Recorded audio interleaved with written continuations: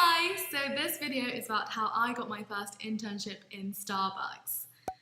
So if you're at university, you will know that applying for an internship in your first year is just a little bit harder than it should be. Because generally there's second years, third years, master students who are all applying for the same roles. And when you've just started uni, you don't necessarily have the experience that you need to get one of those internships in your first year. So it was April time, we had just finished term and we were starting to revise because we all know that Easter holiday is not a holiday, we know it's a revision period. So we had our exams coming up in our third year and me and my friend Jess used to try and go to the Starbucks occasionally to have a little break from the library. So Jess and I decided that we'd go to the Starbucks this one day, and I remember it was a pretty busy day, so we had to sit on different tables. And I ended up sitting on a larger table where someone had brought an entire Mac and it was plugged in and everything. And this pretty much struck my interest immediately. So as I was studying, there were these two people who were working by the Mac and they were calling back people and they were discussing some interesting stuff. I wasn't listening properly, but I still sort of wanted to know what they were doing. And as the day went on, I finally mustered the courage to go up to them and ask them what they were up to. And our conversation went a bit like this. Hey, what are you guys working on? Sounds really interesting. Oh, hey, we're just actually doing some hiring at the moment. Is that with a firm or something? Yeah, we're both at QuickUp. Just calling for some people back actually. What does QuickUp do?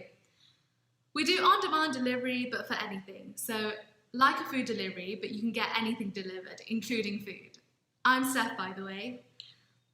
Oh, cool. How come you're working at Starbucks? Our power went out in the day. So we went on to discuss how students are generally really interested in the startup scene, but they don't really know how to get into it. And I remember specifically mentioning that I was going into a committee role at university that would be responsible for organising events with external companies and liaising with them. And that's when she said that universities would generally partner with their firm as well to hold events and stuff like that. And I said, hey, can I have your email and we could stay in touch? And she was like, sure. But then afterwards, I went to ask, you don't happen to offer internships, do you? And she said, yeah, we do actually. Why don't you come for an interview? And I said, really? And she said, yeah, send me an email with your CV and we'll organise a time. So I sent her an email and I attached my CV, but I wrote this.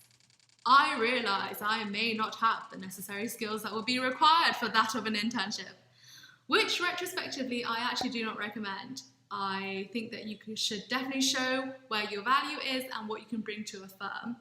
So I think one of the reasons I was offered the interview for an internship was because I took the initiative to start that first conversation. In one of our first emails, she wrote, I'm glad you took the initiative to introduce yourself. And I think that initiative shows a bit more about who you are as a person and how you're going to take initiative when you start working as well. And that could transfer to when you're working for them. It's not every day you go to a coffee shop and you meet someone who is in a position to hire you, or in a position to hire anyone for that matter. So what I had learned from this conversation is that when you are meeting someone random in a professional setting, you need to be ready with your elevator pitch. In this circumstance, yes, I had done enough to spark her interest and for her to offer me an interview for an internship. But the thing is, if you were more ready, if you were prepared and you understand what you could have offered to someone that you randomly met, that you met on a one-off, then that's how you can better yourself and better the conversations that you have with this person. So since I did end up getting the internship, it's been a great story that I've been able to retell at interviews when people have asked me, give us an example of when you took initiative. And initiative is something that lots of employers look for. They want you to stand out because they want to know that you're not just going to do what everyone else is doing. You want to put yourself out there and be a bit bolder than everyone else. And these skills are really crucial for when you start networking and meeting new people, and you need to form those professional relationships to build out your professional network. And this is a technique that I have eventually used to get my second internship, my third internship, and also just generally go out and meet more people and find more ways to connect with other people. And these skills are really essential for when you start working. I really hope you enjoyed this video. I really wanted to just show a different perspective of how you can open yourself up to opportunities and not in the conventional manner, as well as opening yourself up to a greater professional network. I know lots of students and graduates, they get really bogged down into thinking that they have to be good at these online tests that these firms love to throw at you when you're applying for jobs. But there really are other ways of getting internships and getting experience. And once you do have that experience, it also makes it easier for you to apply for jobs which do require you to have that extra level of experience or knowledge. Thanks for watching and see you guys next time.